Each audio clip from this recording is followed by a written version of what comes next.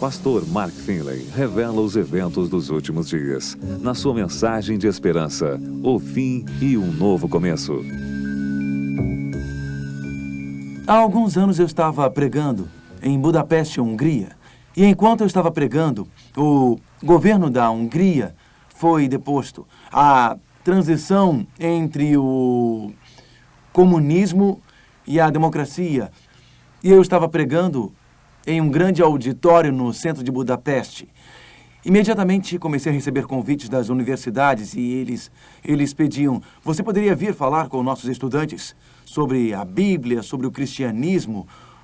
Obviamente que eu aceitava e eu estava discursando em universidades uma atrás da outra para aqueles estudantes ateus. E eu lembro que eu fui a uma universidade no sul da Hungria e o diretor da escola, o reitor da escola disse: eu queria que você falasse sobre a existência de Deus. Eu gostaria que abrisse a sua Bíblia e mostrasse na Bíblia as evidências da existência de Deus. Nós traremos um astrônomo e depois que você terminar, ele irá nos mostrar através da astronomia que Deus não existe. E eu respondi para ele: muito obrigado pela oportunidade. Eu gostaria de fazer isto, mas também gostaria que o astrônomo se apresentasse antes. Eu sou um visitante no seu país, então deixe que ele me mostre como devo fazer. Então eu fui para a universidade e chegando lá, o reitor da universidade disse: Sr. Finley, temos um grande problema hoje. Eu não sei como faremos. Nós demos 1 hora para o astrônomo e 1 hora para o senhor. E depois os alunos poderão fazer perguntas e receber respostas. Mas ele não apareceu e não sabemos o que fazer. Eu disse: eu acho que eu posso preencher 2 horas se vocês me derem as 2 horas. E ele respondeu: lógico, fique com as 2 horas. Então eu fiz uma apresentação de 2 horas. Nós falamos sobre as profecias da Bíblia, as grandes profecias do livro de Daniel, os reinos da Babilônia, da Medo-Pérsia, da Grécia e de Roma. Nós falamos sobre os achados arqueológicos da Bíblia. Nós falamos sobre astronomia e como as evidências na astronomia indicam que existe um design que precisa ter um arquiteto. E existe um arquiteto do universo, existe um arquiteto do corpo humano, existe um arquiteto da história. Todas as ciências indicam que existe um Deus que ama, se preocupa, cuida. E quando eu acabei, os alunos disseram: nós temos algumas perguntas, Sr. Finley. Então eu disse: pois não. Então um aluno ateu levantou a mão e disse: nossos astronautas vão para o céu e o famoso astronauta russo Yuri Gagarin disse que ele não viu Deus. Ele esteve lá, portanto, Deus não existe. E ele perguntou: você já viu Deus? E eu disse: eu vou responder a sua pergunta. Os alunos disseram: nós somos ateus. Deixe-me responder a sua pergunta. O ateu é aquele que não acredita que Deus existe. Não é? Os alunos disseram: é. Então eu disse: de todo o conhecimento do mundo, quanto conhecimento vocês têm como estudantes? Diriam que todo o conhecimento sobre ciência, todo o conhecimento sobre línguas, o conhecimento sobre história, o conhecimento sobre astrofísica, todo o conhecimento sobre química, vocês conhecem 95% de tudo que existe para saber? E eu disse: professores, os seus alunos possuem 95% de todo o conhecimento de toda a história do mundo, 95% de todos os livros, de toda a química conhecida, 95%. E os professores disseram: não tem. E eu disse: as suas notas mostram isto. E todos riram. E eu continuei: acham que sabem 50% de tudo que existe para saber? Vocês já leram 50% dos livros que existem? Tem 50% de todo o conhecimento sobre línguas, culturas, artes, civilizações. E os alunos disseram: não. Eu poderia ser bom com vocês se eu dissesse que conhecem 5% e eles disseram: muito bom, Sr. Finley. Nós talvez saibamos 2% daquilo que existe para saber. E eu disse: não conhecem 98% de tudo que existe para ser conhecido, não é? Então eu concluí: se vocês conhecem apenas 2% de todo o conhecimento, não conhecem 98%. Então seria possível que Deus exista dentro dos 98% que vocês não conhecem? E os alunos disseram: sim, Sr. Finley, de um ponto de vista lógico. Isto é lógico.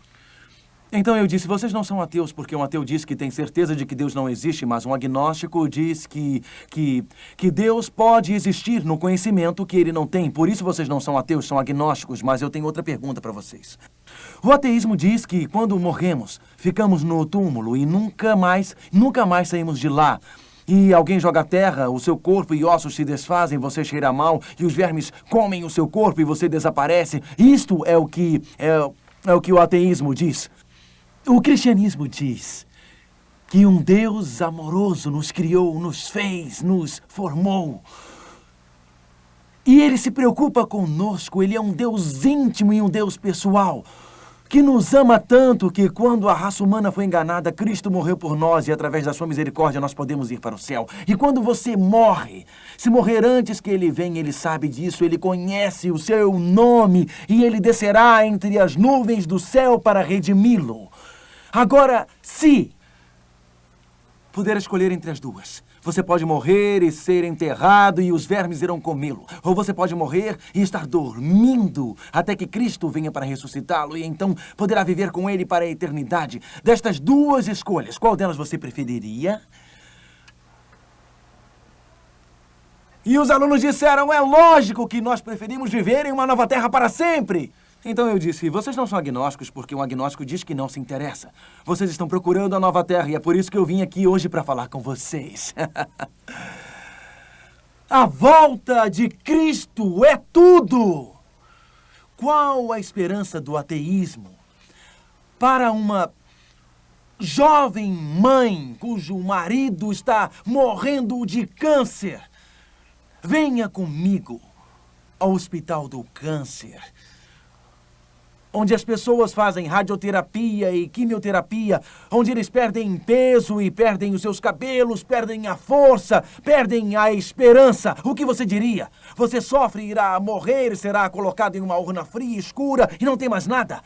O ateísmo não dá nenhuma esperança. Se os túmulos são buracos escuros no chão, se a morte é uma longa noite sem uma manhã, não existe nada além. O livro de Daniel transborda de esperança. A história não é circular, que roda, roda, roda. Daniel tem um ponto de partida. E as profecias de Daniel, reveladas pelo anjo Gabriel, começam em Babilônia e vão para a Medo-Pérsia, depois para a Grécia, depois para Roma e depois para a queda do Império Romano, depois para a igreja religiosa apóstata, depois para o julgamento de Deus no céu, depois para o fim de todas as coisas, a volta de Cristo. Cada profecia de Daniel, não importa onde comece, acaba com a volta de Cristo, acaba com o retorno do nosso Senhor, acaba com Jesus descendo. Daniel disse, existe esperança para o oprimido deste mundo. Daniel disse, existe esperança para o nosso mundo confuso e caótico. E Daniel disse, há esperança para este planeta superpovoado e poluído. Daniel disse, deixe o seu coração encher-se de esperança. O livro inteiro de Daniel chega a um clímax no 12º capítulo. Peguem suas Bíblias e abram em Daniel capítulo 12. Porque aqui em Daniel 12 temos a libertação afinal. Libertação afinal. Em Daniel, no 12º capítulo. Daniel capítulo 12, começando com o verso 1. A Bíblia descreve os últimos dias da nossa história, após a Babilônia, após a Medo-Pérsia, após a Grécia e após Roma. Depois da queda do Império Romano, depois que a igreja apóstata liderou o abandono da verdade, Deus tem seu povo fiel. E o povo de Deus continua leal a ele, continua servindo-o e obedecendo-o. E nos últimos momentos, quando nós terminamos Daniel 11 na palestra anterior, vamos recordar onde nós terminamos, versos 44 e 45, porque o verso 44 e o verso 45 nos introduzem diretamente ao capítulo 12, verso 1, começaremos com Daniel 11, verso 44. Mas pelos rumores do Oriente e do Norte, lembram-se que, assim como relâmpagos que vão do leste até o oeste, assim será a vinda do Filho do Homem. Rumores do Oriente são as mensagens. A palavra rumores significa boas novas. As boas novas do Oriente. As boas novas do céu do Oriente. Cristo está voltando ao Norte. O Norte é o lugar do trono de Deus. o lugar do tabernáculo de Deus, o lugar da lei de Deus. Então, as boas novas da volta de Cristo e o chamado para aceitar Jesus e obedecê-lo incomoda o anticristo e sairá com grande furor para destruir e exterminar a muitos. O anticristo está furioso e sanciona o seu decreto de morte para destruir muitos. Armará as suas tendas palacianas, seu sinal, sua marca, o seu selo de fidelidade entre os mares contra o glorioso Monte Santo. Mas chegará o seu fim e não haverá quem o socorra. Por quê? Porque capítulo 12, verso 1. Nesse tempo se levantará Miguel. Lembram-se que no capítulo 10 nós descobrimos quem era Miguel? Miguel é aquele que em Apocalipse 12, 7 a 9, e Miguel e seus anjos, ajude-me por favor, lutaram contra o dragão Satanás e seus anjos. Isso, Miguel no céu expulsou Satanás do céu. Miguel na terra. Miguel lutou com o diabo pelo corpo de Moisés. Miguel ressuscitou Moisés da morte. A palavra Miguel significa aquele que é como Deus. Miguel, o arcanjo. A palavra arcanjo, um arco, é algo que passa por cima. Miguel estava acima, separado, distinto sobre os anjos. Miguel é o comandante, o chefe dos anjos, a cabeça dos anjos. Miguel é outro nome para Jesus Cristo. Miguel não é um anjo, não é uma criatura, e por isso aqui, nos últimos dias da nossa história, nas últimas horas da nossa história, a Bíblia diz, nesse tempo se levantará Miguel. Então, continue marcando o Apocalipse 12. Existe algum momento em que Miguel se assentou? Se ele está se levantando, tem que ter algum momento em que ele se assentou. Daniel 7. O Filho do Homem entra. Onde está o trono? E Miguel se assenta no início do julgamento. Miguel se levanta no fim do julgamento. Então, no fim do tempo, antes da volta de Cristo, haverá um julgamento cósmico eterno que revela que Deus é generoso e justo na forma como ele lidou com a controvérsia entre o bem e o mal. Já imaginaram alguma vez por que algumas pessoas precisam sofrer? Já imaginaram que algumas vezes a justiça parece ser jogada na poeira e o mal parece triunfar? No julgamento, Deus vai arrumar tudo. No julgamento, diante de um mundo que espera e observa, o destino de toda a raça humana será determinado. E lá, no julgamento, no céu, antes da volta de Cristo, onde estão os tronos? Vamos ler isto. Daniel capítulo 7. Daniel capítulo 7, verso 9 e 10. Então, continuei olhando até que foram postos uns tronos, e o ancião de dia se assentou.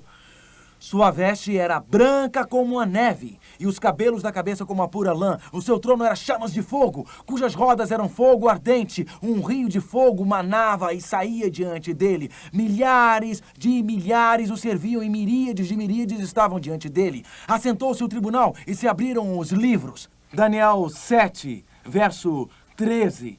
Daniel 7, verso 13. Eu estava olhando nas minhas visões da noite, e eis que vinha com as nuvens do céu, como o Filho do Homem. Quem é ele? Jesus. E dirigiu-se ao ancião de dias, e o fizeram chegar até ele. O Pai e o Filho se assentaram no julgamento. O destino de toda a raça humana deve ser decidido. Nós estudamos que a profecia dos 2.300 anos acabou em 1844. Desde 1844 estamos vivendo no que a Bíblia chama de a hora do juízo de Deus. O destino da raça humana deve ser decidido no tribunal eterno de Deus lá no céu. Mas daí, em Daniel 12, verso 1, Miguel se levanta, o poderoso guerreiro. Miguel se levanta, as nações, as fracas nações foram julgadas e condenadas na sala do trono de Deus. Na sala do trono de Deus foi mostrado para todo o universo que Deus prolongou a sua misericórdia, que Ele prolongou a sua graça, Ele prolongou a sua justiça. Qualquer um que esteja perdido, não está perdido porque Deus não foi misericordioso. Não está perdido porque Deus não foi justo. Está perdido porque virou as costas para o seu amor e desprezou a sua misericórdia. O julgamento mostrou que Deus fez tudo o que poderia para salvar todos os seres humanos da terra. E agora Miguel, o poderoso guerreiro, Miguel, aquele que descerá dos céus, Miguel, o rei triunfante, ele é o grande príncipe, ele representou o seu povo no julgamento. O propósito do julgamento não é condenar o povo de Deus, mas Miguel os representou. Nossos nomes passaram diante de Deus. E Satanás diz: veja os pecados que Mark Philin cometeu, veja os erros da sua vida, veja as más ações. E Jesus se apresenta como o poderoso conquistador. Ele representa o seu povo, defende o seu povo diante do universo. Este homem é um dos meus, esta mulher é uma das minhas. Sim, eles pecaram, mas eles entregaram suas vidas para mim. A minha graça e o meu sangue cobrem os seus pecados. As suas vidas foram transformadas pelo meu poder. Jesus, Miguel destrói Satanás nesse julgamento celeste e ele diz, Satanás, deixe-os em paz, acusador do meu povo, porque eu os defendo. Eu agradeço por Jesus Cristo. O Miguel nos defende no julgamento, mas agora é o fim dos tempos. Agora o tempo está acabando. Naquele momento Miguel se levanta e ele se assentou durante o julgamento, mas agora ele se levantou, ele é o grande príncipe, ele tem representado os filhos do seu povo. Ele cuida da terra, ele vê a união entre a igreja e o Estado. Ele olha para a terra e vê o seu povo sofrendo. Eles têm sido leais a ele, eles têm sido fiéis a ele, diante de um mundo que espera, diante do universo que observa, diante de forças terrestres e forças celestiais. Eles mostram a sua graça, o seu amor e a sua misericórdia para o mundo. Eles declararam que queriam ser leais a ele. Nesse tempo se levantará Miguel, o grande príncipe, o defensor dos filhos do teu povo, e haverá tempo de angústia qual nunca houve, desde que houve nação até aquele tempo. Mas naquele tempo será salvo o teu povo, todo aquele que for achado inscrito naquele livro. Existem algumas pessoas que pensam, e até mesmo alguns cristãos, que de alguma maneira Deus irá levar o seu povo para o céu antes do tempo de angústia. Quando Sadraque, Mesaque e Abednego foram tirados das chamas, onde estava Jesus? Nas chamas com eles. Daniel foi tirado da cova dos leões. Onde estava Daniel? Estava na cova dos leões, mas protegido por Deus. E sobre aquelas 10 pragas que caíram lá no Egito, os israelitas foram libertados antes ou depois das pragas? Depois das pragas. O sangue nos batentes das portas livrou-os durante a última praga daquela vez. Mas eles foram protegidos durante o período das pragas e foram preservados por Deus. A libertação veio após as pragas. Aqui na Bíblia fala sobre um tempo de angústia como nunca houve. Daniel e Apocalipse devem ser estudados juntos. E para dar-lhes uma amostra disto, deixem Daniel 12 marcado e vamos para Apocalipse capítulo 16, por favor, Apocalipse capítulo 16. O povo de Deus será protegido durante as pragas. O povo de Deus achará refúgio nele durante o período das pragas. Apocalipse capítulo 16. A Bíblia fala sobre as pragas que virão. Apocalipse 16, verso 2. Saiu, pois, o primeiro anjo e derramou a sua taça pela terra. E aos homens portadores da marca da besta e adoradores da sua imagem sobrevieram úlceras malignas e perniciosas. Agora, Verso 3, o derramou o segundo a sua taça no mar, e este se tornou em sangue como de morto. Verso 4, derramou o terceiro a sua taça nos rios e nas fontes das águas, e se tornaram em sangue. Verso 5, verso 5, verso 6, 7 e 8, especialmente o verso 8. O quarto anjo derramou a sua taça sobre o sol, e foi-lhe dado queimar os homens com fogo. Verso 10, derramou o quinto a sua taça sobre o trono da besta, cujo reino se tornou em trevas, não havia luz. Verso 12, então, derramou o sexto a sua taça sobre o grande rio Eufrates. Então vi 3 espíritos imundos semelhantes a rãs, o grande reavivamento espiritual e o acontecimento dos milagres. Mas vejam, nos últimos dias da nossa história, versos 14 e 15, nós leremos agora. Apocalipse, capítulo 16, verso 14, são espíritos de demônios, operadores de sinais. Nos últimos dias da nossa história, amigos, a igreja se unirá ao Estado. Satanás começará a operar grandes milagres. Os doentes serão curados por falsos milagres. Deus fará milagres, mas há doentes que serão curados por falsos milagres. Ocorrerá aquela grande batalha do dia do Deus Todo-Poderoso, quando Satanás tentará marcar o povo de Deus. Vejam o que é dito: a primeira praga, a segunda praga, a terceira praga, a quarta praga, a quinta praga, a sexta praga. Mas durante a sexta praga, o que a Bíblia diz, verso 15, por favor, leiam comigo, Apocalipse 16, 15, o que diz? Eis que venho como vem o ladrão. Bem-aventurado aquele que vigia e guarda as suas vestes, para não andar nu e não se veja a sua vergonha. Após a queda de 6 pragas, a Bíblia diz: bem-aventurado aquele que vigia e guarda as suas vestes de caráter, porque eu virei como o quê? Como um ladrão. Se Cristo voltará como um ladrão, como a Bíblia diz, após as 6 pragas, poderia ele ter vindo como ladrão antes do início das pragas? Então, quando ele voltará, antes ou depois das pragas, o que acham? Depois das pragas, exatamente como Daniel passou pela fornalha, exatamente como Sadraque, Mesaque e Abednego passaram pela fornalha, exatamente como Daniel passou pela cova dos leões. Deus terá um povo. Por todo o mundo haverá desastres naturais e catástrofes. E quando suas vidas estiverem em perigo, quando todo o apoio terrestre for cortado, eles olharão para Jesus e acharão Jesus o seu Salvador, o seu Redentor.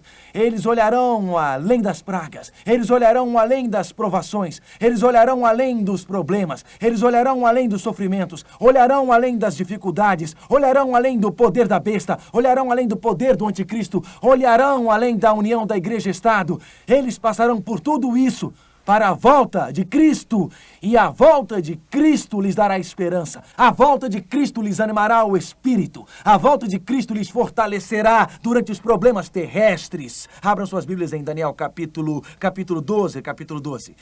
Sim, haverá um tempo de angústia, mas veja, amigo, não significa que você e eu precisaremos passar por este tempo sozinhos. Isto não significa que tenhamos que ranger os dentes e nos conformarmos. Não significa que tenhamos que tentar aguentar para sobreviver.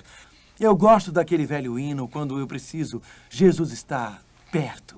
Quando eu luto, quando eu tenho medo, quando eu dele mais preciso, Cristo é o nosso libertador na hora da angústia. Daniel, capítulo 12, verso 1. Nesse tempo se levantará Miguel, o grande príncipe, o defensor dos filhos do teu povo. Ele tem nos representado no julgamento. Ele nos representará até o fim, e haverá um tempo de angústia, qual nunca houve desde que houve nação até aquele tempo. Mas naquele tempo será salvo o teu povo. A libertação está chegando. Cristo virá gloriosamente nas nuvens dos céus. Na verdade, em Mateus capítulo 24, deixe Daniel capítulo 12 marcado, porque voltaremos. Agora vamos a Mateus 24, que descreve como será. Mateus 24, verso 30. Vocês podem imaginar toda a terra tremendo em terremotos. As 7 últimas pragas já caíram, os ossos da cabeça até os pés estão fracos, os rios e fontes de água se tornaram em sangue, o mar virou sangue, todas as indústrias e comércios pararam, os seguidores do sol aceitaram a falsa ideologia e agora eles olham para o sol que eles adoravam. A causa de desastres naturais, os grãos são queimados. A besta e o anticristo que eles pensavam que lhes daria luz, deram-lhes escuridão. O sistema de apoio à besta, ou as pessoas, ou o mar de pessoas que apoiavam, desapareceram. Existe conflito, batalha final, a marca da besta é imposta. Satanás está pronto para destruir o povo de Deus. Miguel se levanta e diz: basta! É o fim do tempo de angústia. Cristo vem como o poderoso libertador, desta vez o poderoso conquistador. Que grande salvador ele é. Nós lemos Mateus capítulo 24, verso 30, leiam. Então aparecerá no céu o sinal do Filho do Homem. Todos os povos da terra se lamentarão e verão o Filho do Homem vindo sobre as nuvens do céu com poder e muita glória. Então eles verão o sinal do Filho do Homem no céu. Alguém olha para cima, um marinheiro no mar vê uma nuvem engraçada no céu. Esta nuvem parece pequena, mas parece estar se aproximando, maior, mais brilhante. No início ele está curioso. Um taxista dirigindo na rua para no congestionamento e olha para o céu, percebe que a nuvem parece que está se aproximando, parece que está aumentando, está ficando mais brilhante e as pessoas olham para o céu e ele parece estar iluminado. Eventos estranhos estão acontecendo na Terra. O que está acontecendo aqui? Um homem telefona para sua esposa. Você olhou pela janela da casa? Você olhou pela janela? Você viu? Você viu o quê? A nuvem. Todos estão falando sobre isso. As secretárias estão falando sobre isso. Os empresários estão em reunião e param as suas reuniões. Eles querem sair e ver a nuvem, o céu. O céu fica cada vez mais claro. A nuvem está mais perto. E daí as pessoas começam a sentir um frio na boca do estômago. Esta não é uma nuvem comum. O que a Bíblia diz? Mateus 24, verso 30. Mateus 24, verso 30. Então aparecerá no céu o sinal do Filho do Homem. Todos os povos da terra se lamentarão e verão o Filho do Homem vindo sobre as nuvens. Agora vamos para Mateus 16. Mateus 16. Vindo sobre as nuvens. A primeira aparência é uma nuvem, mas a nuvem aumenta, a nuvem fica mais clara, todo o céu é iluminado com a sua glória. Não é mais uma curiosidade, é pressentimento. Alguma coisa está acontecendo. Este é o final do tempo. Estes são os últimos momentos da nossa história. Nós lemos em Mateus 16 que ele vem em nuvens. Mas Mateus 16, verso 27 diz: porque o Filho do Homem há de vir na glória de seu Pai com os seus anjos e então retribuirá a cada um conforme as suas obras. O que parece ser uma nuvem distante são nuvens de anjos. Elas são asas dos anjos e nós olhamos para o céu e o vemos voltando. Entre os fracos existe um pressentimento. Aqueles que não aceitaram a Cristo, aqueles que rejeitaram a sua misericórdia. Esse jovem empresário em início de carreira tem um bom trabalho, um respeitável mais do que respeitável salário. De terno e gravata, pasta, faz parte da cena. Um ótimo salário, uma maravilhosa oportunidade como carreira. Sua cabeça está em esquiar e velejar nos fins de semana. E agora ele nota que suas prioridades estavam erradas. Ele nota sob a luz da glória de Deus que enche os céus. Ele nota que está perdido. Cada copo de vinho nas mãos dos bebedores neste momento treme. Os clubes noturnos estão vazios porque a festa acabou. A música parou. Os supermercados pararam. Os negócios pararam. A terra está tremendo. Os prédios estão chacoalhando. Os céus estão iluminados com a glória de Deus. Homens e mulheres que não conheceram a Cristo estão tremendo. A Bíblia descreve isso em Apocalipse 6. Apocalipse capítulo 6.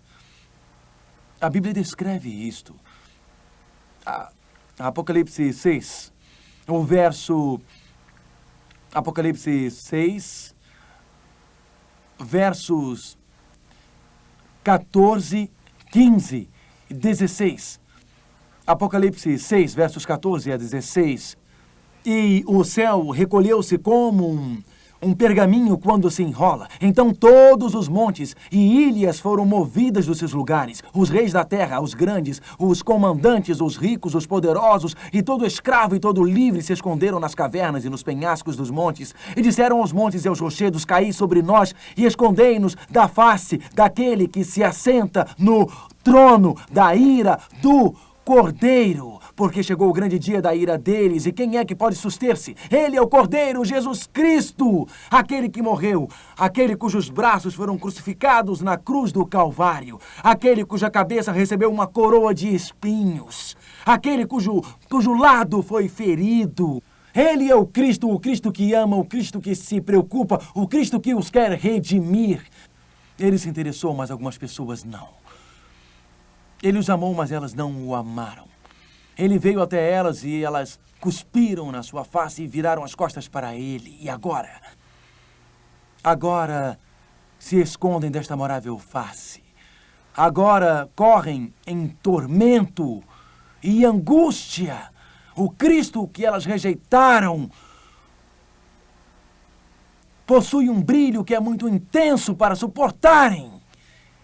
E então, ao invés de olharem para a face de Cristo, ao invés de serem envolvidas por seu amor, ao invés de se alegrarem com a sua presença, elas querem se esconder e por isso correm. O pecado corre de Deus quando Adão e Eva pecaram no Jardim do Éden. Eles correram de Deus.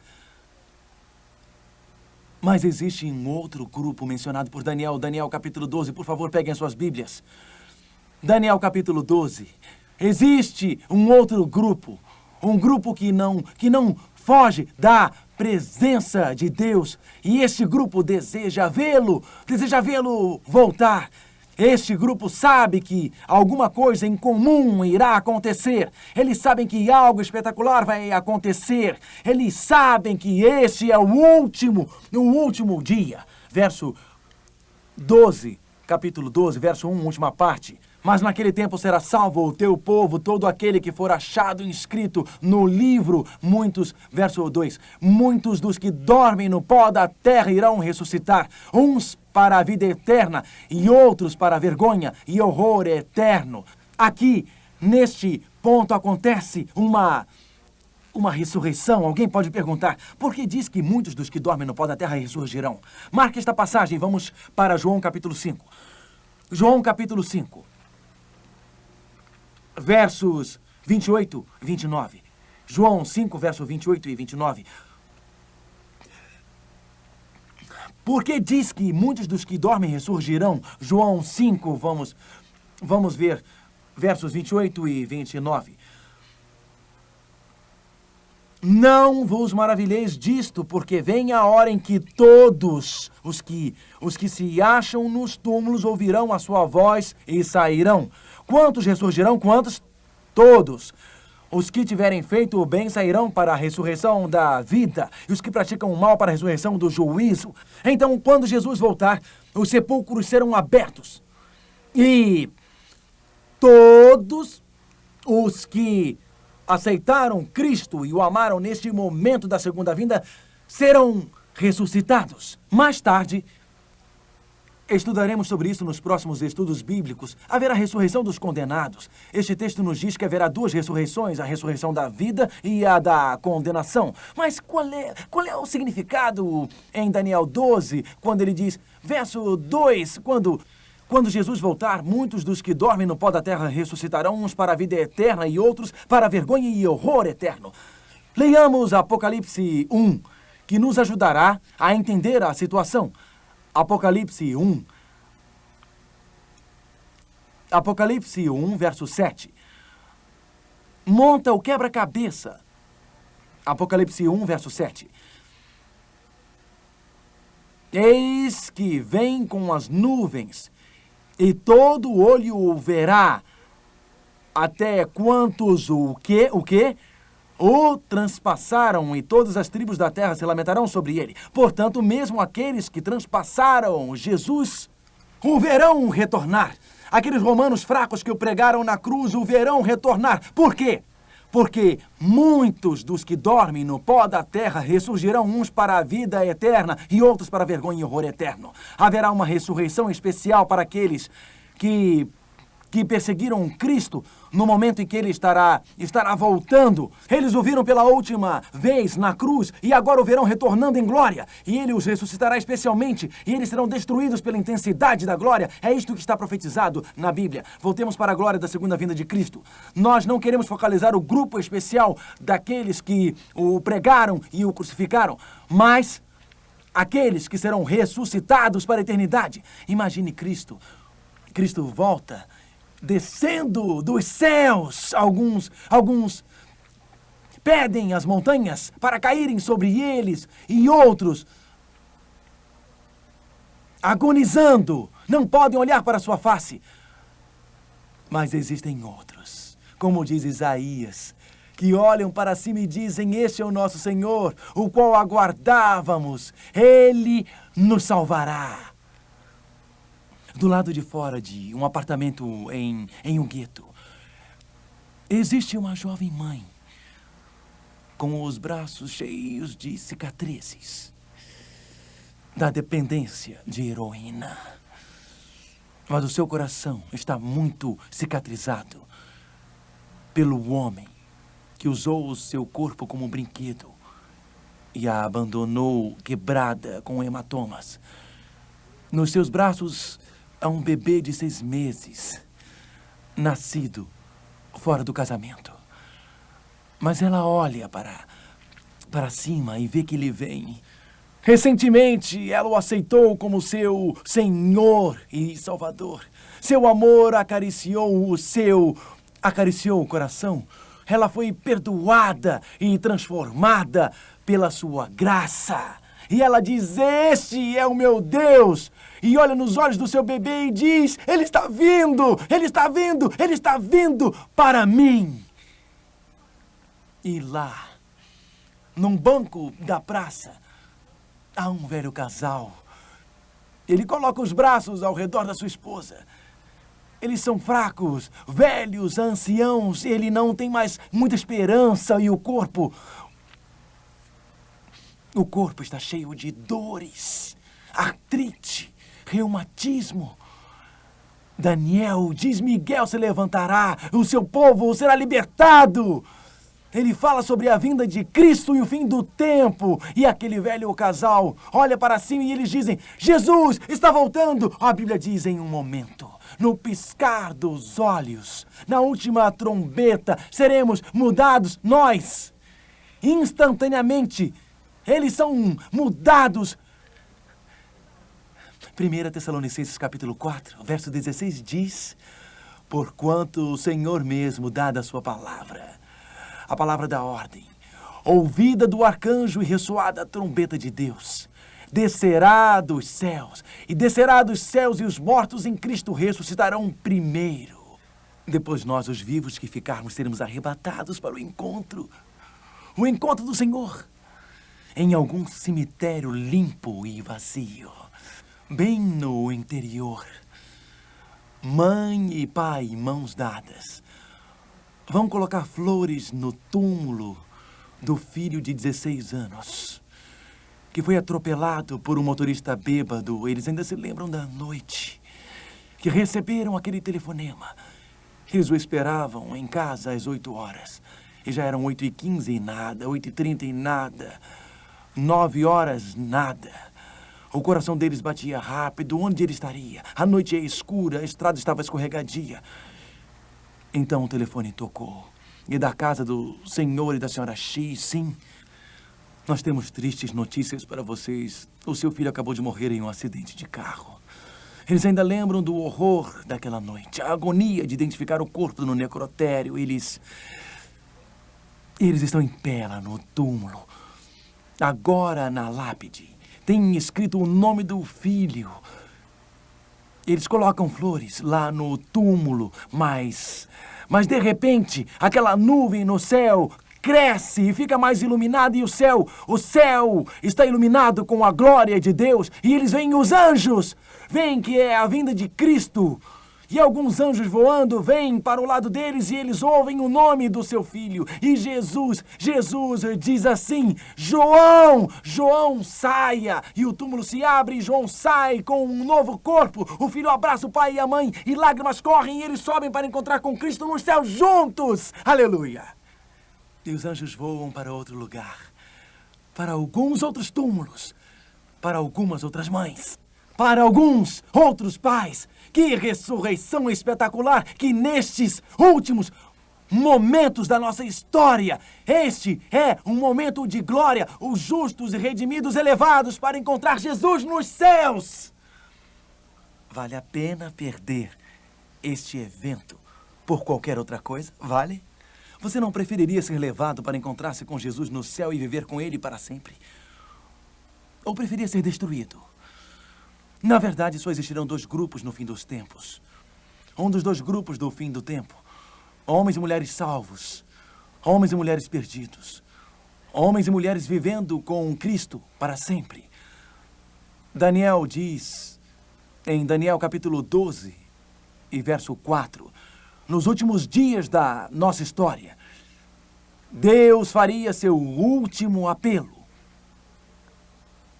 Daniel 12, verso 4.